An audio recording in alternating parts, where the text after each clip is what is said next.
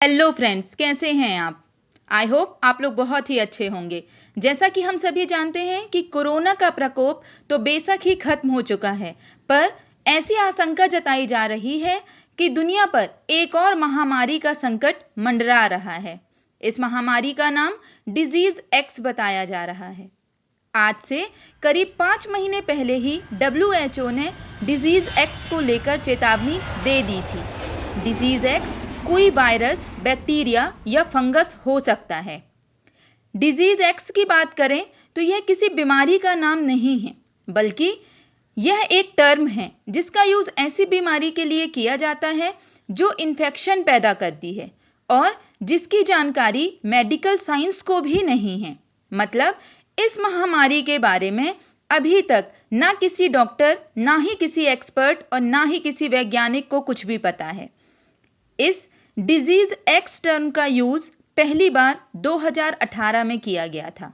WHO द्वारा 2018 में ही इस डिजीज एक्स का जिक्र किया गया था और उसके बाद 2019 में ही हमें कोरोना वायरस की तबाही देखने को मिल गई थी।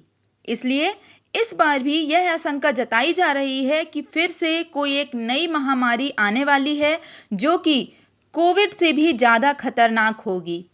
जहां हम कोरोना की बात करें तो लगभग 20 मिलियन लोगों की जान इससे गई थी, लेकिन अब ये जो डिजीज एक्स की बात की जा रही है, इससे आशंका है कि 50 मिलियन लोगों की जानें जा सकती हैं। इससे पहले हम बात करें तो 1918 और 1919 में स्पेनिश फ्लू से लगभग 50 मिलियन लोगों की जानें गई थीं। वैसा ही कुछ होने की आशंका WHO ने इस बार भी जताई है। दुख की बात यह है कि इस महामारी का अभी तक ना कोई टीका है और ना ही कोई उपचार है, जैसे कि कोरोना का नहीं था। एक्सपर्ट का कहना है कि यह एक जूनोटिक वायरस होगा, यानी यह जंगली या पालतू जानवरों में होगा और उससे इंसानों में फैलेगा। जूनोटिक वायरस क्या होते हैं? जो कि जानवरों में पैदा होते हैं, जानवरों में पनपते हैं और उसके बाद जानवरों से इंसानों में बहुत ही तेजी से फैलने लगते हैं, जैसे कि एबोला, HIV एड्स, कोविड-19, ये सब जूनोटिक वायरस थे। ऐसा ही एक वायरस हमें आने वाले समय में कुछ ही समय में देखने को मिल सकता है।